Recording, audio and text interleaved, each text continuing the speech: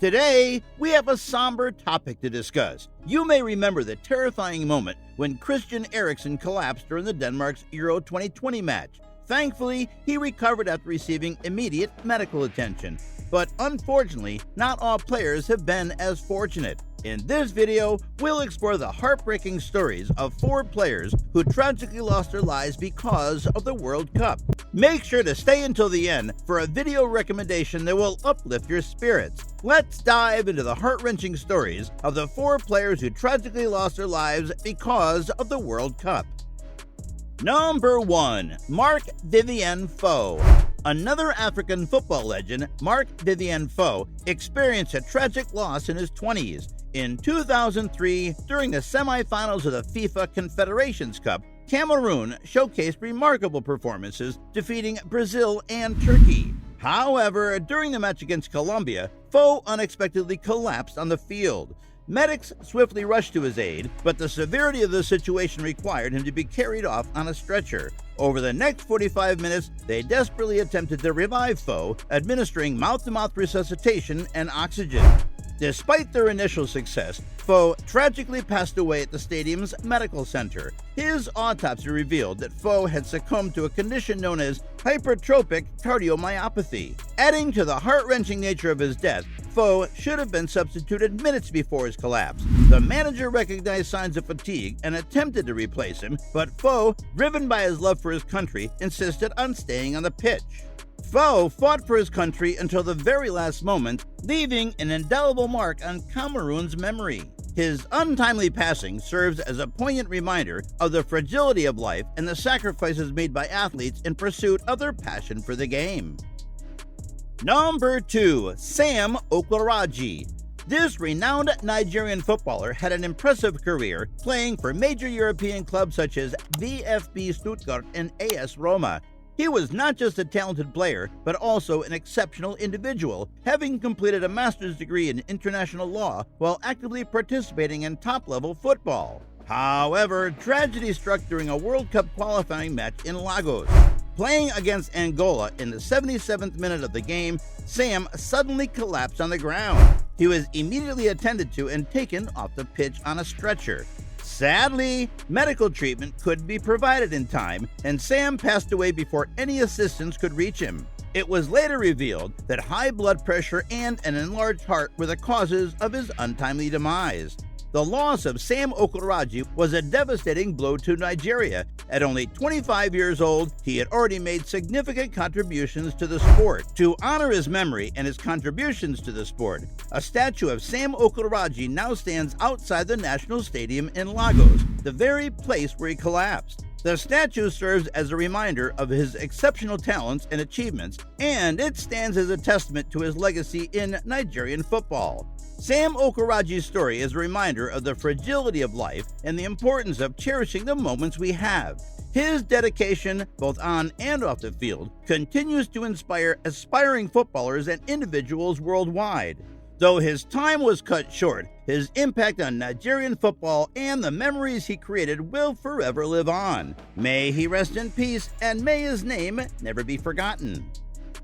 Number 3. Andres Escobar. The story of Andres Escobar is one that highlights a dark side of football fandom, where passions can transform into dangerous and tragic consequences. Andres Escobar, not to be confused with the notorious Pablo Escobar, was a Colombian footballer who represented his country in the 1995 World Cup held in the United States. During a highly intense match between Colombia and the United States, an unfortunate incident occurred.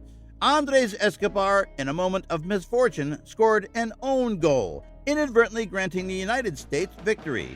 The goal not only cost Colombia the game, but also led to their elimination from the World Cup. After being knocked out of the tournament, Escobar returned to Colombia, presumably hoping to find solace among friends and loved ones. However, just a few days later, tragedy struck. While enjoying a night out with his friends, Escobar was confronted by 2 men in the parking lot as he was preparing to leave. In a chilling turn of events, these individuals drew a gun and mercilessly shot Escobar 6 times. It was reported that the shooter shouted "goal" each time he fired, seemingly echoing the commentators' repeated shouts of "goal" during the game where Escobar made his fatal mistake. Despite the denial of any direct connection between the own goal and Escobar's death by some high-profile football personalities in Colombia, the circumstances surrounding his murder are widely believed to be linked to the immense frustration and anger of certain individuals.